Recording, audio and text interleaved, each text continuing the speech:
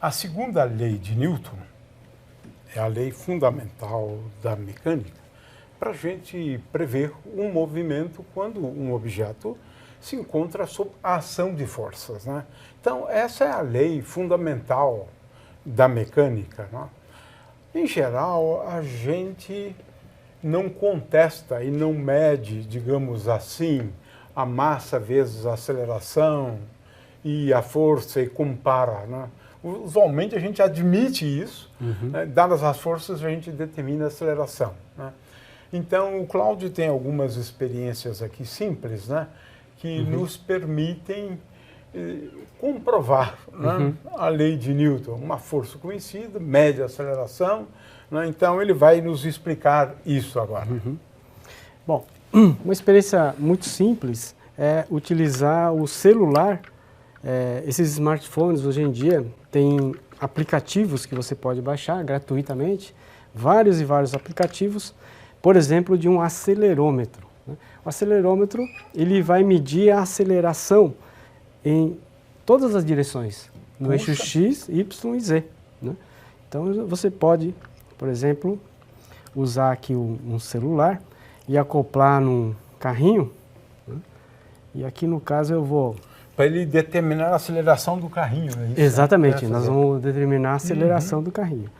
Então, esse tipo de aplicativo se chama acelerômetro, né, que tem aplicativos nacionais e internacionais, gratuitos, e ele então mede a aceleração nos três eixos, X, Y e Z, né? Seria Z, né, X e Y, né, em todas as direções. Ele consegue registrar a cada intervalo de tempo? Intervalo de tempo. Ele pode fazer um gráfico também, né?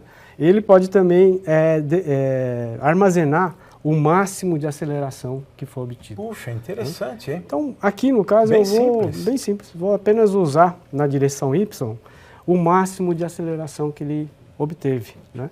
Então, é muito simples, basta prender uma mola, né? Ou pode ser aquela mola de espiral de caderno também, não tem problema nenhum, né? Então aqui eu tenho uma mola calibrada, então para cada elongação da mola eu tenho uma certa força. Né? Então, por exemplo... Então você sabe a força, porque você mede a distância aqui. Exatamente. Né? Sabe a constante elástica, Constante elástica, perfeito. A força, exatamente.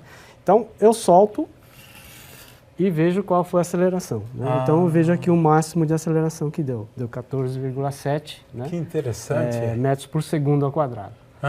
Então, de novo, agora com talvez o dobro da distância, então eu tenho o dobro da força, né? Então agora eu solto, aí eu obtive então agora... interessante, porque você conhece o valor da força. Exato. E mede a aceleração. Aceleração, exatamente. E faço isso para 4, 5 pontos. E você pode traçar um gráfico, né, de X, que é proporcional à força. Então você pode determinar quantos newtons foi de força. E aqui a aceleração medido no acelerômetro do celular. Então a gente vê que mais ou menos é uma reta, relação linear de força com aceleração.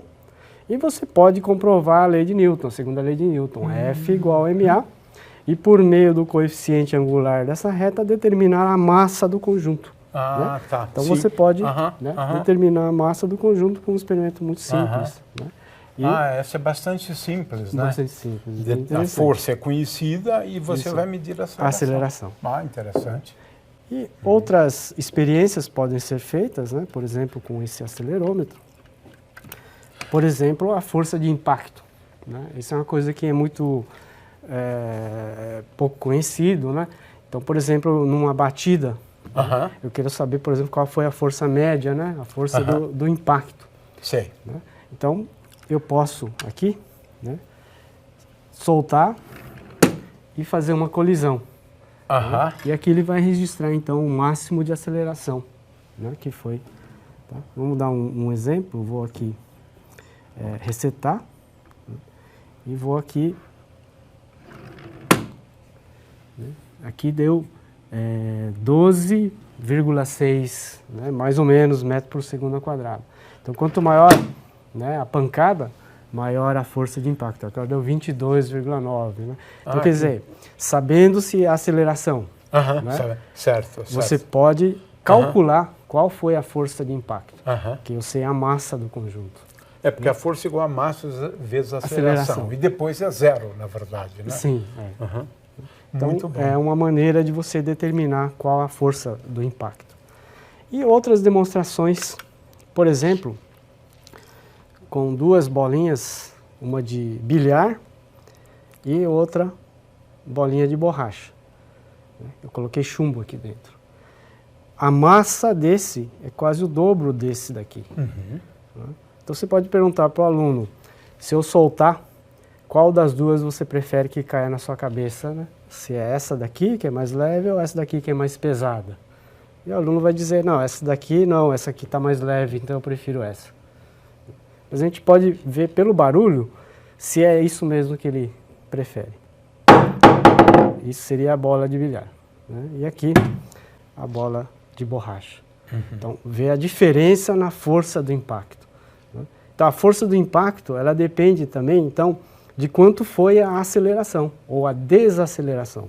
Aqui, o impacto é muito rápido. Então, a mudança de velocidade é num tempo muito curto, ou seja, uma aceleração muito alta. Se a aceleração é muito alta, multiplicado por essa massa, eu tenho a força de impacto. Aqui é coisa de centésimos de segundo, ou milésimo de segundo. Enquanto que aqui, o tempo é muito maior, né? Se você tem um tempo maior, a aceleração é menor e, portanto, a força de impacto ela é bem menor, né? Então, esse daqui pode cair na cabeça, né? Esse não. Esse daqui, ele machuca. Isso depois a gente pode utilizar para ilustrar colisões inelásticas, exatamente, né? Parcialmente colisões elásticas, assim por diante. Assim por diante. Gil, tem mais um aqui, que é só para mostrar também a importância da aceleração, né?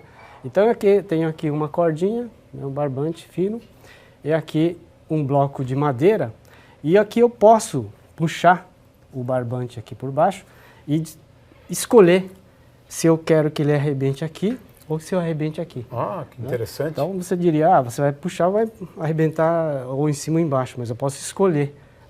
Por exemplo, se eu quiser que arrebente embaixo, basta eu puxar, mas de forma muito rápida. Se eu puxo rápido, você praticamente não sentiu nada, né? Tá? Agora eu vou puxar devagar aqui, não vou puxar muito rápido, vou puxar lentamente. Então, estou aumentando a força, e agora arrebentou em cima. Agora, se a massa é muito pequena, não adianta você puxar muito rápido ou muito devagar. Quer dizer, se eu quiser arrebentar a cordinha, eu tenho que puxar de forma muito, muito rápida. Então, nesse caso, mesmo puxando rápido, a cordinha, né, ela não arrebenta. Porque tem pouca inércia. Então, mesmo que eu tenha uma aceleração grande, como a massa é pequena, a força de tração ela é pequena, não é suficiente para arrebentar. E não se esqueça, inscreva-se no canal, ative o sininho e receba as atualizações semanalmente.